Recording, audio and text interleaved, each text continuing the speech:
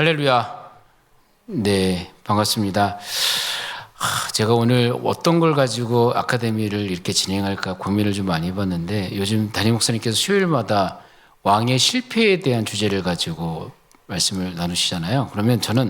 그러면 지도자 가운데서 좀 성공한 인물에 대해서 한번 나눠보면 어떨까에 대한 생각을 가지고, 제가 예전에 그 통성경이라는 훈련을 받은 적이 있습니다. 그 안에서 배웠던 내용을 토대로 여러분들과 함께 나눠보려고 합니다.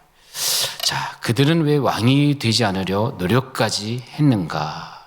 이 부제입니다. 그래서 모세와 여호수아, 기드온, 사무엘 4명의 인물을 통해서 우리가 이 시간 함께 나눠보려고 합니다. 자, 인간 사회는 언제나 왕을 세우려는 욕구가 있습니다.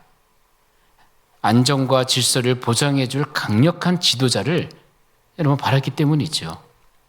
그러나 이스라엘은 세상의 나라와는 달랐습니다. 무엇이 달랐을까요? 바로 하나님께서 직접 그들의 왕이 되셨고요. 지도자들은 단지 하나님의 통치를 드러내는 도구로서 삶을 살았습니다. 오늘 함께 살펴볼 4명의 인물, 모세, 여호수아, 기드온, 사무엘, 모두 이스라엘 역사에서 탁월한 지도자였음에도 불구하고 왕의 자리를 거부했습니다. 그 이유는 자신들의 권세가 아니라 하나님의 주권을 세우는 데에 초점을 맞춰져 있기 때문이었습니다. 지금도 사람들은 여전히 눈에 보이는 지도자, 또한 세속적인 힘, 조직의 권위를 의지하려고 합니다. 그러나 성경은 지도자의 역할이 왕이 되는 것이 아니라 하나님이 참된 왕이심을 선포하고 드러내는 것임을 보여주는 것입니다. 이스라엘 백성은 늘 왕을 원했지만 하나님은 계속해서 내가 너희의 왕이다라고 말씀을 하셨습니다. 모세, 여호수아, 기드온, 사무엘 모두 하나님이 왕 되심을 지켜낸 인물들입니다. 왜 왕이 되려 하지 않았는지를 살펴보는 것은 어쩌면 오늘 우리에게도 지도자의 자리, 권력, 그리고 신앙의 중심이 무엇인지를 깨닫기 위해서 나눠보려고 합니다. 우선 첫 번째로 모세는 왜 왕이 되지 않으려 노력을 했는지에 대해서 한번 살펴보도록 하겠습니다. 자, 모세는 태어난 지 3개월 되던 때부터 40세가 될 때까지 애굽의 왕자였습니다. 모세는 40년 동안의 애굽 왕실에서 왕자의 신분으로 왕정을 체험하였고 제국을 공부했습니다. 동시에 제국의 식민지 백성들의 고통과 제국의 폐해를 온몸으로 느꼈습니다. 모세는 신분상 애굽 왕자이기도 했지만 그는 아브라함의 후손으로서 자기 민족은 모두 애굽에서 비참한 노예 생활을 하고 있다는 것을 알고 있었습니다. 모세가 80세 되던 때에 하나님의 뜻에 따라 이스라엘의 지도자가 되어 요셉 때의 아브라함의 후손들인 야곱의 가족 70명이 애굽에 들어간 이후 430년 만에 역사적인 출애굽을 이끌어냅니다. 여러분, 모세는 대군사를 데리고 이끌고 가서 그들을 구출하는 게 아니었습니다. 어떠한 무기도 없이 지팡이 하나 들고 애굽 제국과 맞서 자기 민족 전체를 구출하여서 애굽에 출애굽을 하게 되었습니다. 여러분, 세계 역사를 통틀어서 모세를 뛰어넘는 영웅은 어디에도 없습니다. 여러분, 솔직히 요즘에 타국에 가서 인질로 잡혀있는 동료 몇 명만 구출해 와도요, 그들을 영웅이다라고 얘기를 합니다. 그런데 생각해 보십시오. 모세는요, 지팡이 하나 들고 가서 6개월 만에 어린아이부터 노인에 이르기까지 200만 명 이상 되는 자기 민족 전체를 머리털 하나 상하지 않게 완벽하게 구출해낸 인물이었습니다. 이러한 모세가 민족적 영웅인 것은 두말할 것도 없습니다. 그런데 이렇게 뛰어난 지도자인 모세는 끝내 이스라엘의 왕이 되지 않았을 뿐더러 심지어 왕이 되지 않기 위해서 노력까지 했다라는 것입니다. 우리는 그 이유를 알아야 됩니다. 애굽의 바로와 맞서 지치지 않고 꿋꿋하게 당당하게 9번이나 협상 테이블에 앉았던 모세를 생각하면 모세는 온유한 성품의 소유자라고 생각하기는 쉽지 않습니다. 그러나 성경에는요, 세상에서 모세보다 더 온유한 사람은 없다라고 말하고 있습니다. 그렇게 온유한 성격을 가진 지도자 모세는요, 출애굽한 후에 광야에서 원망을 주업으로 삼는 이스라엘 백성들과 공의와 사랑의 하나님 사이에서 평화를 만든 지도자였습니다. 근데 어느 날 모세가 심히 노하여, 즉 너무나 불같이 화를 낸 날이 있었다라고 성경은 말하고 있습니다. 온유하기로 유명했던 모세가 왜 그렇게 화가 났을까요? 민수기 16장 12절에서 15절 말씀을 한번 보겠습니다. 모세가 엘리압의 아들 다단과 아비람을 부르러 사람을 보냈더니 그들이 이르되 우리는 올라가지 않겠노라. 내가 우리를 젖과 꿀이 흐르는 땅에서 이끌어내어 광야에서 죽이려 함이 어찌 작은 일이기에 오히려 스스로 우리의 위에 왕이 되려는 하느냐. 이뿐 아니라 내가 우리를 젖과 꿀이 흐르는 땅으로 인도하여 들이지도 아니하고 밭도 포도원도 우리에게 기업으로 주지 아니하니 내가 이 사람들의 눈을 빼려느냐. 우리는 올라가지 아니하겠노라. 모세가 심히 노하여 여호와께 여짜오되 주는 그들의 헌물을 돌아보지 마옵소서. 나는 그들의 나귀 한 마리도 빼앗지 아니하였고 그들 중에 한 사람도 해하지 아니하였나이다 하고 기록되어져 있습니다. 자, 모세가 왕이 되려 하고 한다라는 오해를 받은 거죠. 그래서 모세가 화가 났습니다. 만약 모세가 왕이 되려고 했다라면 화를 낼 것이 아니라 오히려 왕이 되려는데 논의를 키우는 것이 더 낫지 않겠습니까? 온유한 모세가 이 문제를 가지고 화를 냈다라는 것은 왕이 되려고 한 적이 결코 없다라는 것을 뜻하는 것입니다. 그런데 화가 난 모세는 엘리압의 아들 다단과 아비람에게 화를 내거나 응징을 가하지 않았습니다. 어떻게 했습니까? 오히려 하나님께 나아가서 기도를 합니다. 모세의 기도의 내용은 엘리압의 아들 다단과 아비람이 하나님께 드리는 헌물을 돌아보지 마시라는 것이었습니다. 이스라엘 백성들이 하나님께 헌물을 드리며 죄를 뉘우치면 하나님께서는 그들의 죄를 사해 주시고 그들을 살려주시는 분이라는 사실을 모세가 확실히 믿고 있음을 우리는 이 기도를 통해서 알 수가 있는 것입니다. 모세는 엘리압의 아들 다단과 아비람의 하나님께 헌물을 드리며 죄를 자복해도 용서하지 마실 것을 기도한 것이었습니다. 그 이유는요, 그들이 하나님 나라의 거룩한 백성으로서의 삶을 버렸기 때문입니다. 모세는 하나님 나라의 거룩한 시민을 꿈꾸며 이스라엘의 지도자로 살고 있는데 엘리압의 아들 다단과 아비람이 모세를 오해하여서 모세가 이스라엘 왕이 되려 한다며 모세의 말을 듣지 않은 것이었습니다. 이에 모세가 엘리압의 아들 다단과 아비람에 대해서 화를 내면서 하나님 앞에서 하나님 나라의 법대로 그들을 처분해 달라고 기도한 것입니다. 모세는 자신이 재판관이 되지 않고 이스라엘 백성들과 동일한 하나님 나라의 거룩한 시민으로 하나님 앞에 무릎을 꿇고 누가 재판하기를 원했습니까? 하나님이 재판하시게 했습니다. 그러면서 모세가 하나님께 다음과 같이 밝힙니다. 하나님, 제가 이스라엘의 지도자가 된 이래로 우리 동족 사람들에게 나귀 한 마리도 빼앗은 적이 없고 지도자의 지위를 가지고 한 사람에게도 해를 입힌 적이 없다는 것을 하나님께서 아시지 않습니까? 모세가 사람 앞이 아닌 하나님 앞에 이렇게까지 기도할 정도였으니까 지도자로서 얼마나 청렴하고 공의로웠는지를 충분히 이해가 됩니다. 자, 모세는 이스라엘의 지도자임에도 불구하고 백성들에게 나귀 한 마리도 빼앗은 적이 없는 하나님 나라의 거룩한 시민의 대표였습니다. 그런 지도자가 모세였습니다. 만약 그런 모세가 왕이 되고 살고 싶어 했다면 차라리 수단과 방법을 가리지 않고 온갖 정치력을 발휘하여서 노예 출신인 이스라엘의 왕이 아니라 나일강 중심으로 이집트 문명을 이뤄낸 애굽 왕이 되는 것이 훨씬 더 나았을 것입니다. 또한 백보양보해서요, 만약 모세가 출애굽에 공을 내세워서요 이스라엘의 왕이 되겠다라고 선언했다면 누가 감히 나서서 이를 반대할 수 있겠습니까? 모세는 누가 보아도 이스라엘의 왕이 되고도 남을 만한 공이 있고요, 왕의 자질 또한 넘쳤습니다.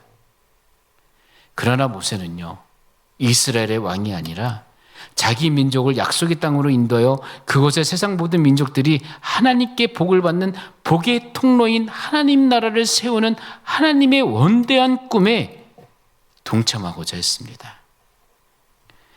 여러분, 하나님 나라는 여타 나라들과 달리 하나님을 왕으로 모시고 사는 나라입니다. 하나님 나라는 이스라엘 각 집안의 장자들을 대신할 레위인들과 성전이 이끄는 그러한 나라입니다. 레위인들은 12지파 사이에 흩어져 이스라엘 백성들이 늘 하나님 앞에 나와 용서받고 거룩한 시민으로 살아가도록 돕는 사람들입니다.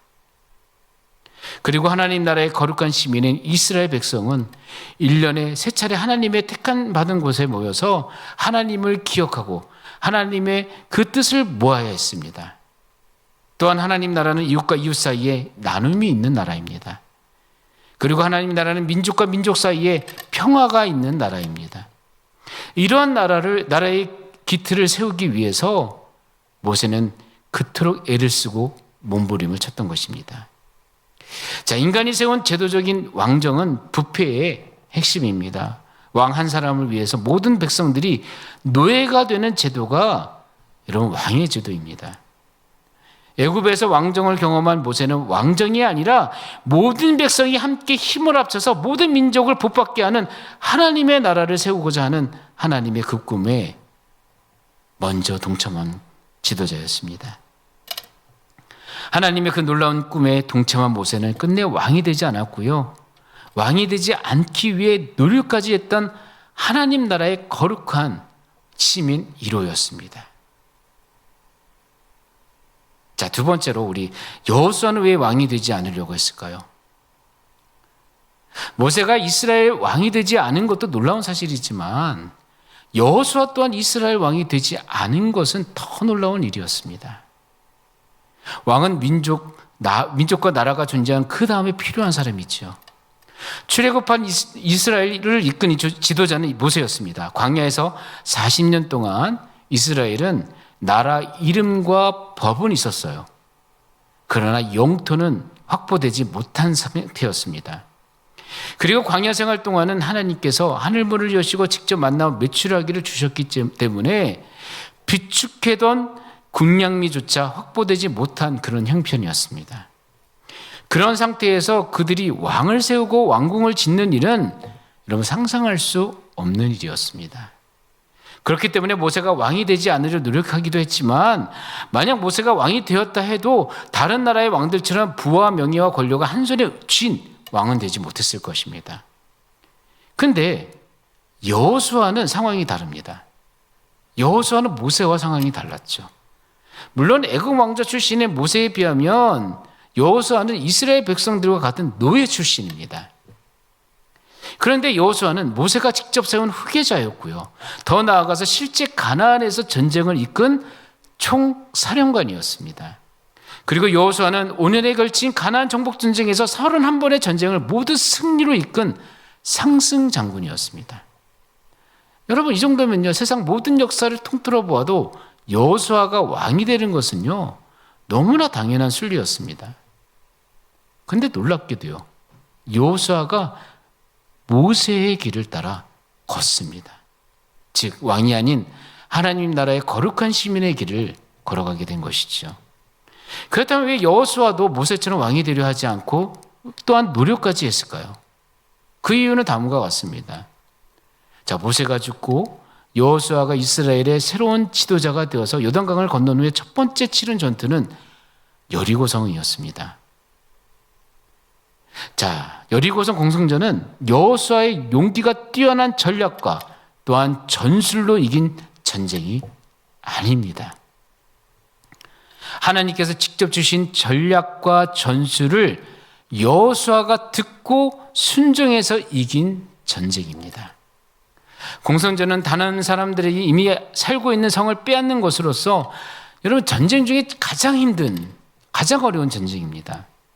전쟁사를 통해서 볼 때에 성 밖에서 성을 빼앗기 위해 공성전을 하는 쪽은 많은 위협을 무릅쓰는데요. 그때 희생이 가장 많은 쪽이 성 바깥쪽의 바로 그 아랫부분입니다. 출성전을 하는 쪽이 성 위에서 성 아래로 돌이나 화살 혹은 뜨거운 물이나 기름들을 내리부었기 때문에 공성전을 하는 쪽은 위험할 수밖에 없지요. 그런데 하나님께서는 공성전에서 가장 위험한 전쟁터인 여리고성 주변을 하루에 한 바퀴씩 6일 동안 돌게 하셨고 7일째에는 7바퀴를 돌아라고 말씀하신 것입니다. 자, 여호수아는 이건 우리가 생각하기에는 상식적으로 이해가 되지 않는 방식이잖아요. 근데 여호수아는 순종했습니다. 그리고 이스라엘 백성들이 이 부분에 대해서 이해하지 못하자 여호수아는 백성들을 설득했습니다. 모세 때는요, 원망만 가득했던 세대였지만 여호수아 때에는 원망이 아니라 그러한 설득 가운데서도 순종으로 나아가는 수준이 확연히 달라진 세대가 되었습니다. 여리고성 공성전은 하나님께서 주신 전술과 여호수아 이스라엘 백성의 순종이 만들어낸 완벽한 승리였습니다. 여리고성이 무너지자 여호수아는 이스라엘 백성들에게 첫 전쟁의 승리는 하나님께서 주신 것이니까 여리고성의 모든 전리품은 온전히 하나님께 바쳐야 한다라고 말했습니다. 여호수아 6장 17절에서 21절의 말씀을 제가 읽겠습니다. 이 성과 그 가운데에 있는 모든 것은 여호와께서 온전히 바치되 기생 라합과 그 집에 동거하는 자는 모두 살려주라. 이는 우리가 보낸 사자들을 그가 숨겨 주었음이니라.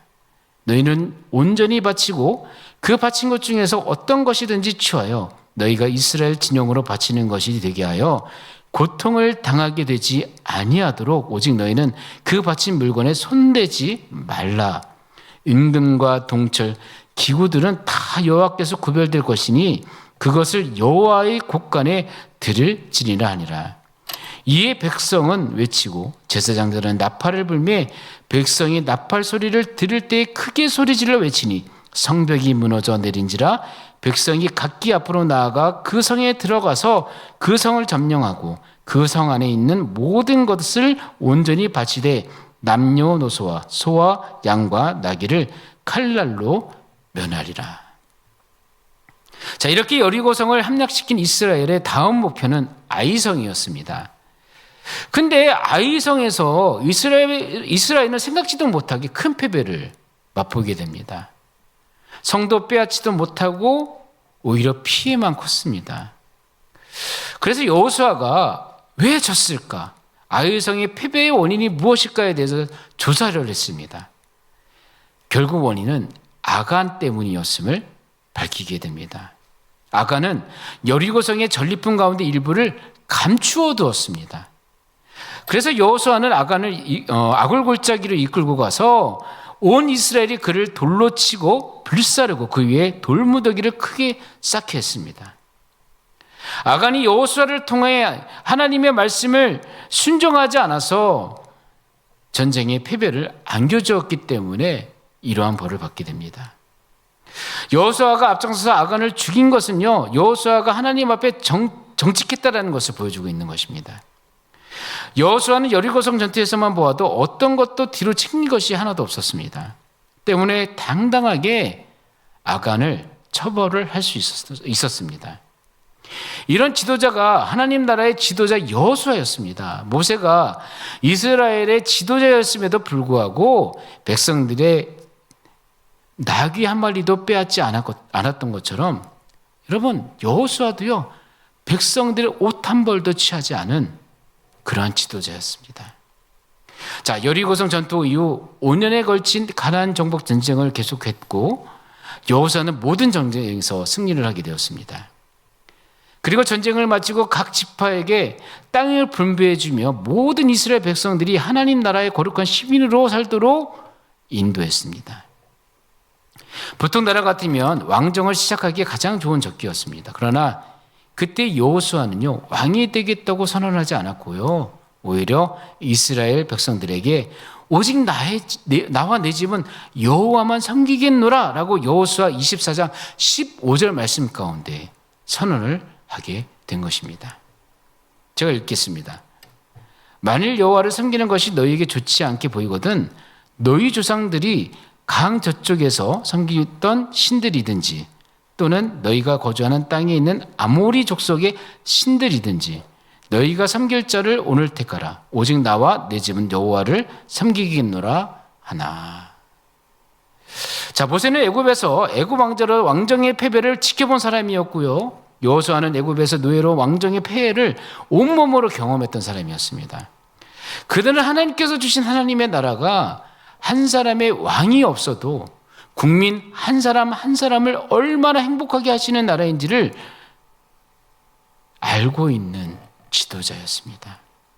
왕정에서의 왕은 백성들을 자기 종으로 만드는 사람이죠. 하지만 하나님 나라는 하나님을 왕으로 모시고 온 백성들이 이웃과 이웃 사이에 나눔을 만들고 나라와 나라 사이에 평화를 만들고 하나님과 모든 민족 사이에 평화를 만드는 나라가 하나님의 나라입니다.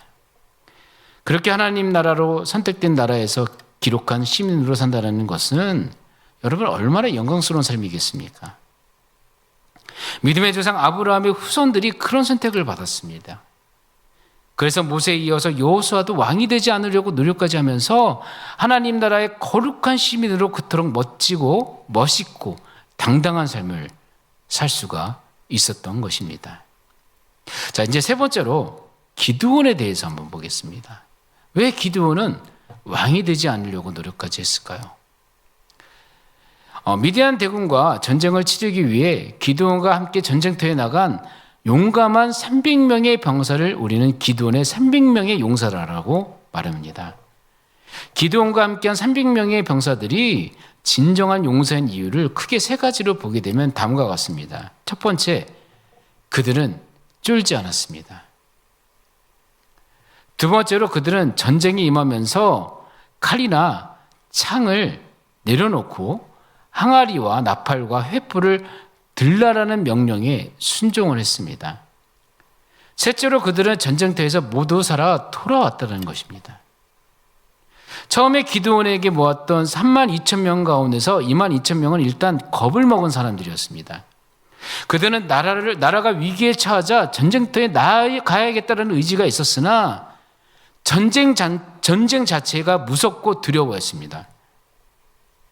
그래서 22,000명이 귀가하고 나머지 10,000명의 사람들 가운데서 9,700명은 전쟁에서 승리하고 나면 하나님께서 도우셔서 전쟁에서 이겼다라고 간증하지 않을 사람들이었습니다.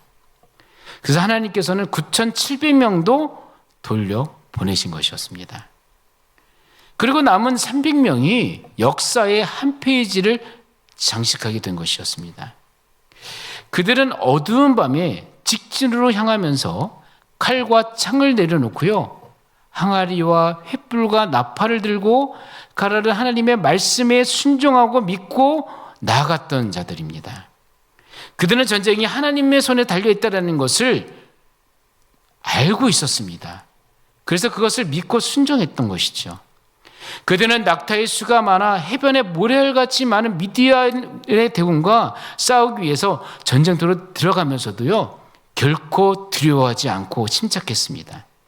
그리고 밤에 항아리와 횃불과 나팔을 들고 전쟁터로 향하면서도 발자국 소리 내지 않을 정도로 조심성 있는 사람들이었습니다. 그런데 가장 중요한 것은 전쟁터에서 적을 다 물리치고 무사히 살아 돌아온 자신들의 영웅담을 이야기하는 것이 아니라 그들은 하나님의 나라를 간증했다는 것입니다. 하나님 나라는 하나님께서 그들과 함께 하심으로 5명이 100명의 싸움에서 이기고 100명이 10,000명과 싸워서 이기는 나라였음을 고백하게 된 것입니다. 레위기 26장 6절에서 8절 말씀을 제가 읽겠습니다. 내가 그 땅에 평화를 줄 것인즉 너희가 누울 때에 너희를 두렵게 할 자가 없을 것이며 내가 사나운 짐승을 그 땅에서 제할 것이요 칼이 너희의 땅에 두루 행하지 아니할 것이며 너희의 원수들을 쫓으리니 그들이 너희 앞에서 칼에 엎드려질 것이라.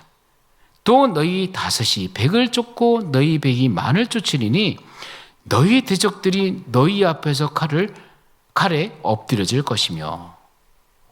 이렇게 사사시대의 기드온의 300명의 용사들은 전쟁을 통해서 미디안의 대군을 무찌르고 들어오자 백성들이 기드온에게 왕이 되달라고 직접 부탁합니다. 심지어 기드온이 왕이 되는 것은 물론이거니와 기드온의 집안에서 계속해서 대를 이어서 왕의 자리를 이어가 달라고 부탁을 합니다. 자, 사사기 8장 22절 말씀을 보면 그때 이스라엘 사람들이 기드온에게 이르되 당신이 우리의 미디안 손에서 구원하였으니 당신과 당신의 아들과 당신의 손자가 우리를 다스리소서 하는지라. 이때 기드온이 백성들의 부탁에 대해서 다음과 같이 대답하죠. 이스라엘을 통치하시는 분은 내가 아니라 바로 여호와 하나님이시다라고 고백을 합니다. 여러분, 이 대답은 모세와 여호수아의 길을 따르는 하나님 나라의 거룩한 시민이 답할 수 있는 정답 중에 정답입니다. 권력은 너무나 좋은 것들이어서 아들과도 나누지 못할 정도라고 하는데 백성들이 그 좋다라는 권력을 모아서 기드온 한 사람에게 다 주겠다라고 얘기했음에도 불구하고 여러분, 기드온은 그것을 좋아하는 것이 아니라 단칼에 거절했습니다. 이것이 하나님 나라 거룩한 시민의 품위이지요. 하나님을 왕으로 모시고 사는 나라의 시민이 얼마나 행복한지 왕의 자리보다 더 좋다라는 것을 기드온을 통해서 우리는 알 수가 있습니다. 이렇게 좋은 하나님 나라의 거룩한 시민을 우리는 당연히 자손에게 가르쳐야 하지요.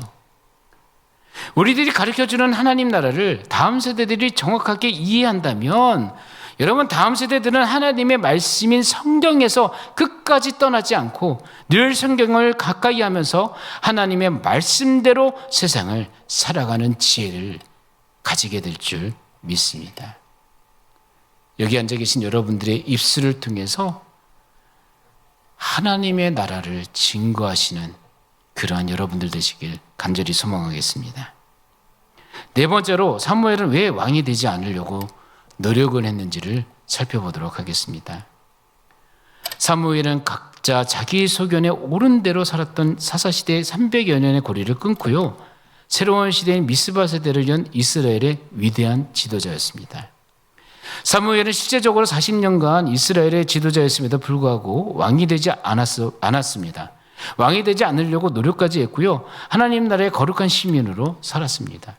자, 사무엘은요, 하나님을 왕으로 모신 하나님의 나라를 백성들에게 가르치는 새 시대를 열었습니다.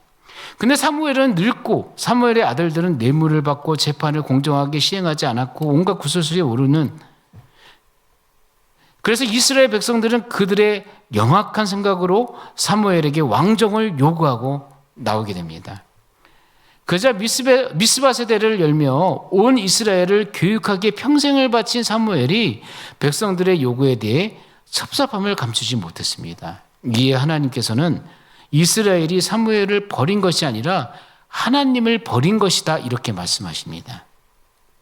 다시 말해서 하나님은 이스라엘이 자신과 맺은 하나님 나라를 파괴하겠다라는 것을 간파하신 것입니다. 이 하나님께서는 이스라엘 백성들의 요구하는 왕정이 얼마나 어리석은 인간의 제도인지를 가르쳐 주셨습니다. 하나님께서는 이스라엘 백성들에게 가르쳐 주시는 왕의 제도, 즉 왕정은 다음과 같습니다. 사무엘상 8장 11절에서 17절 말씀을 보겠습니다. 이르되 너희를 다스릴 왕의 제도는 이러하니라.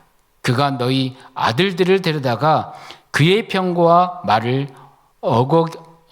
어거하게 하리니 그들이 그 병거 앞에서 달릴 것이며 그가 또 너희의 아들들을 천부장과 50부장을 삼을 것이며 자기 밭을 갈게 하고 자기 추수를 하게 할 것이며 자기 무기와 병거의 장비도 만들게 할 것이며 그가 또 너희의 딸들을 데려다가 향로 만드는 자와 요리하는 자와 떡 굽는 자로 삼을 것이며 그가 또 너희의 밭과 포도원과 감람원에서 제일 좋은 것을 가져다가 자기의 신하들에게 줄 것이며 그가 또 너희의 곡식과 포도원 소산의 11조를 거두어 자기의 관리와 신하에게 줄 것이며 그가 또 너희의 노비와 가장 아름다운 소년의 나귀들을 끌어다가 자기 일을 시킬 것이며 너희의 양떼의 10분의 1을 거두어 가리니 너희가 그의 종이 될 것이라.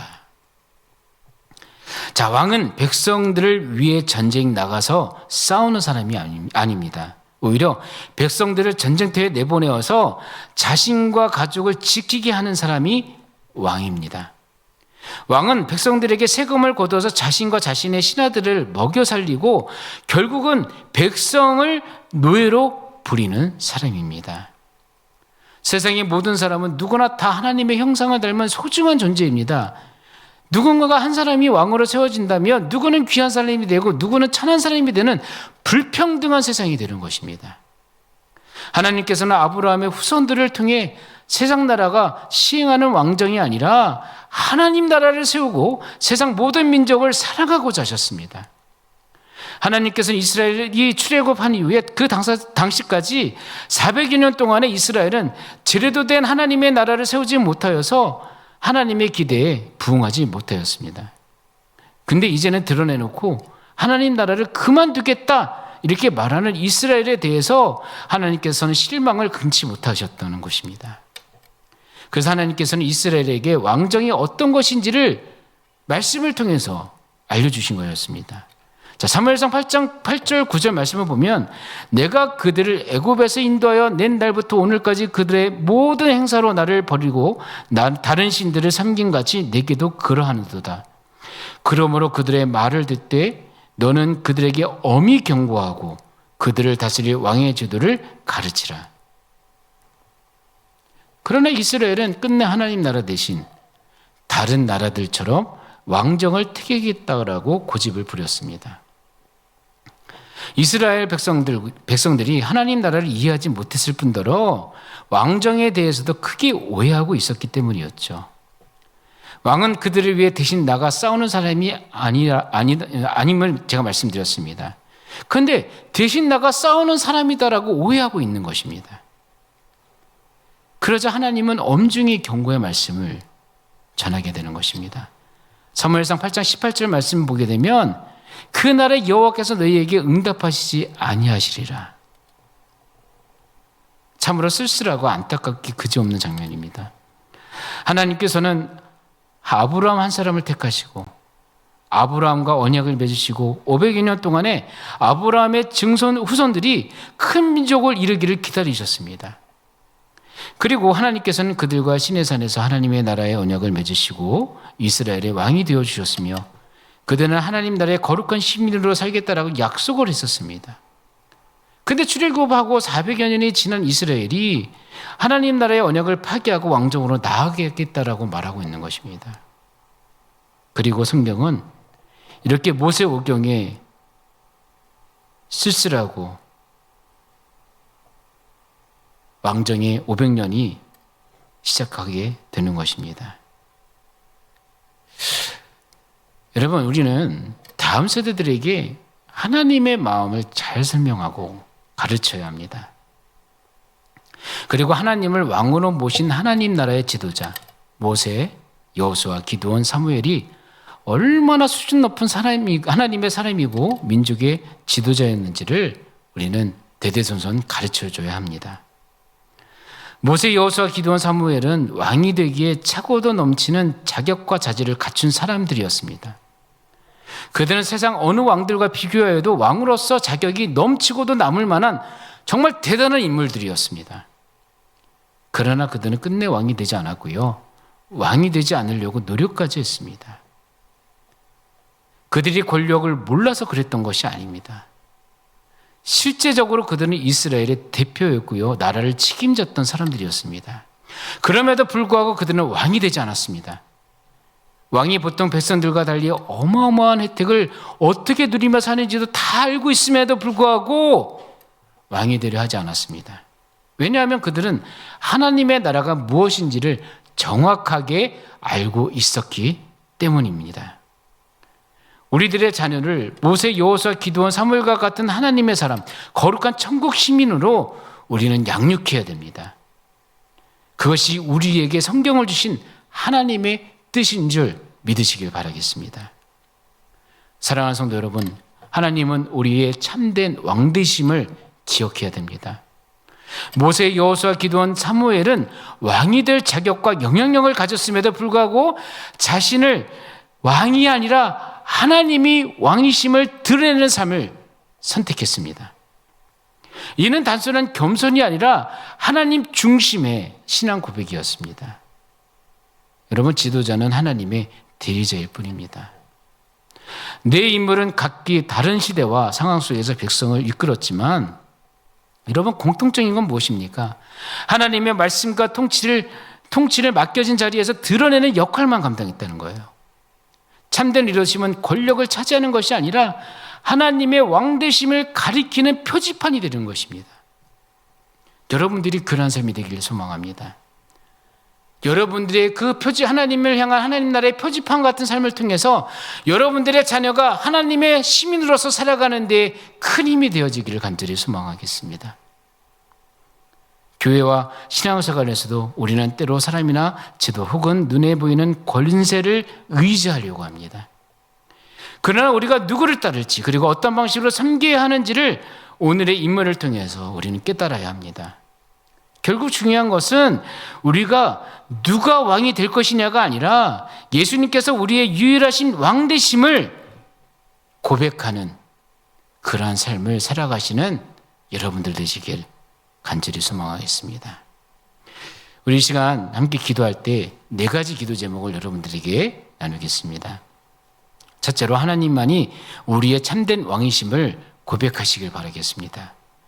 내 삶과 가정, 직장, 교회의 중심이 참된 왕이신 참된 왕이 예수님이심을 고백하고 순종할 것을 기도하겠습니다. 두 번째로, 하나님의 주권을 인정하시길 바랍니다. 나의 권세를 세우려 하지 아니하고 오직 하나님 나라를 드러내는 대리자로 쓰임받게 하여 주시옵소서 기도하시기 바라겠습니다. 세 번째로, 세상의 왕이 아닌 하나님을 섬기는 것을 선택하는 믿음이 되어야 될 줄 믿습니다. 우리의 자리에서 힘과 지혜를 추구하기보다 하나님을 드러내는 겸손한 종으로 살아가게 하여 주시옵소서 기도하시기 바라겠습니다. 네 번째로, 교회가 하나님 나라의 질서와 통치를 드러내는 가정 교회가 되어야 될 줄 믿습니다. 세상의 방식이 아니라 하나님께서 왕되심을 삶으로 보여주는 그러한 가정, 그러한 교회가 되기를 이 시간 함께 기도하겠습니다. 아버지 하나님, 이 시간 우리가 함께 기도합니다. 정말 하나님께서는 우리의 참된 왕되심을 이 시간 함께 고백하며 나아갑니다. 우리의 삶과 가정, 또한 직장, 교회의 모든 중심이 우리의 왕이신 예수님이심을 고백하게 하여 주시옵시고 정말 그 말씀 가운데 항상 순종하며 나아갈 것을 다짐하며 살아갈 수 있는 우리 성도님들 되게 하여 주시옵소서. 또한 하나님의 주권을 인정하는 삶이 되게 하여 주시옵소서. 나의 권세를 세우려 하지 아니하게 하여 주시고 오직 하나님 나라를 드러내는 대리자로서 정말 온전히 하나님 앞에 쓰임받는 그러한 삶이 되게 하여 주시옵소서. 아버지 하나님, 또한 세상의 왕이 아니라 하나님을 섬기는 것을 선택하는 그러한 믿음의 삶이 되게 하여 주시옵소서. 우리의 자리에서 힘과 지혜를 추구하기보다 하나님을 드러내는 겸손한 종으로 살아가게 하여 주시옵소서. 아버지 하나님, 나의 삶에, 나의 가정 안에, 자녀 앞에, 부부 앞에, 아버지 하나님 직장 안에, 정말 교회 안에, 아버지 하나님 그 권력과 지위가 아니라 온전히 하나님의 말씀대로 겸손한 마음으로 순종하며 그들을 하나님 나라를 온전히 이끌어가는 표지판과 같이 쓰임받는 그런 삶이 되도록 아버지 하나님 허락하여 주시옵소서. 아버지 하나님, 교회가 하나님 나라의 질서와 통치를 드러내는 가정, 그러한 교회가 되기를 소망합니다. 아버지 하나님, 세상의 방식이 달콤합니다. 그러나 결코 그것은 하나님의 나라로 갈 수 없음을 믿습니다. 아버지 하나님, 하나님께서 왕되심을 나의 삶을 통해 드러나며 증거하며 살아갈 수 있는 그러한 삶이 되게 하여 주시고 나의 가정이 하나님의 나라가 되고 우리가 함께하는 교회가 하나님의 교회가 되는 아버지 하나님 그러한 은혜를 이 시간 우리들에게 허락하여 주시옵소서. 그러한 나라가 되도록, 그러한 교회가 되도록, 그러한 가정이 되도록 날마다 기도하며 살아갈 수 있는 아버지 하나님 우리 모두가 되어질 수 있도록 아버지 하나님 허락하여 주시옵소서. 사랑의 하나님, 때로는 왕을 원하였지만 이제 우리는 오직 예수님만을 우리의 왕으로 섬기기를 고백합니다. 모세, 여호수아, 기드온 사무엘처럼 자신을 높이지 않고 오직 하나님만을 높이는 삶이 되게 하여 주시옵소서. 가정과 우리 강남 비전교회가 세상의 권세가 아니라 하나님의 통치를 온전히 드러내는 거룩한 공동체가 되어지게 하여 주시옵소서. 그러한 삶이 되도록 우리를 이끌어 주시옵소서. 예수님의 이름으로 기도드립니다. 아멘.